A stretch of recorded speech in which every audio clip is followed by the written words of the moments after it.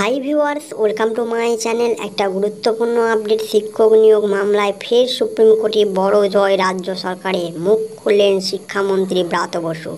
কি বললেন চলো জানি সেই সম্পূর্ণ তথ্য। এসএসসিকে কেন্দ্র করে ফের সুপ্রিম কোর্টের বড় জয় পেল রাজ্য সরকার। 2017 সালে টেট উত্তীর্ণদের নিয়োগ বৈধ, প্রাথমিক শিক্ষা পর্ষদের সিদ্ধান্তে সিলমোহর দিল সুপ্রিম কোর্ট। প্রাথমিক শিক্ষক নিয়োগের একটি মামলায় সুপ্রিম কোর্টের হস্তি পেল প্রাথমিক শিক্ষা পর্ষদ তথা পশ্চিমবঙ্গ সরকার।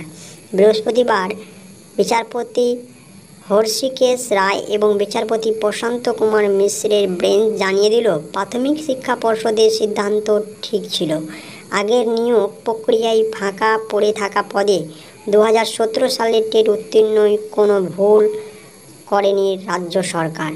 সুপ্রিম কোর্টের রায়ে খুশি রাজ্যের শিক্ষামন্ত্রী ব্রাত্য বসু।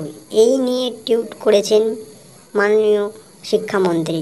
তিনি বলেন, আদতেই সত্যের জয় হলো। সুপ্রিম কোর্ট ফের একবার প্রাথমিক শিক্ষা পর্ষদ এবং রাজ্যের স্ট্যান্ড পয়েন্ট এর সঙ্গে দাঁড়ালো।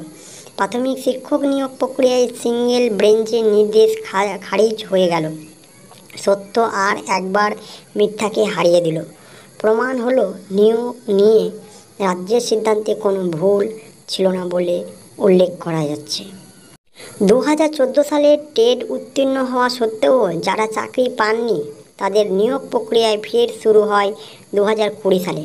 প্রাথমিক স্কুলের সহকারী শিক্ষকদের শূন্য পদ ছিল 16,500 জন।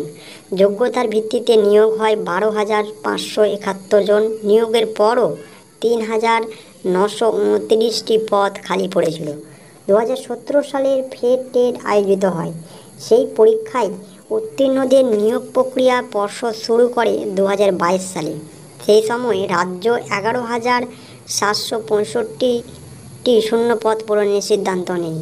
এই সংখ্যার মধ্যে আগের ফাঁকা পড়ে থাকা 3,929টি পদও অন্তর্ভুক্ত করে পর্ষদ।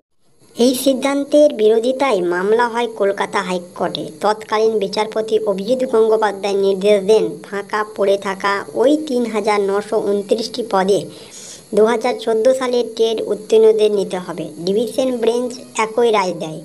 এই নির্দেশকে চ্যালেঞ্জ করে সুপ্রিম কোর্টের দ্বারস্থ হন প্রাথমিক শিক্ষা পর্ষদ এবং 2017 টেট উত্তীর্ণ প্রার্থীর সাদেক বিশ্বাস সহ কয়েকজন। অন্যদিকে 2024 উত্তীর্ণ প্রার্থী আলী হোসেন সহ কয়েকজন পাল্টা মামলা করেন।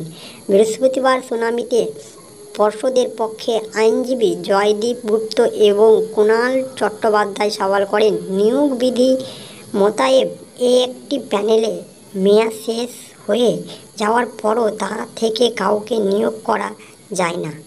তাই পরে নিয়োগ প্রক্রিয়ায় আগের ফাঁকা পড়ে থাকা পদকে অন্তর্ভুক্ত করা হয়েছে। যদিও সেই যুক্তি মানতে চায়নি 2014 সালের টেট উত্তীর্ণ আইনজীবীরাও। 4.5 ঘন্টার শুনানি শেষে সুপ্রিম কোর্টে জানিয়ে পর্ষদের সিদ্ধান্ত বৈধ।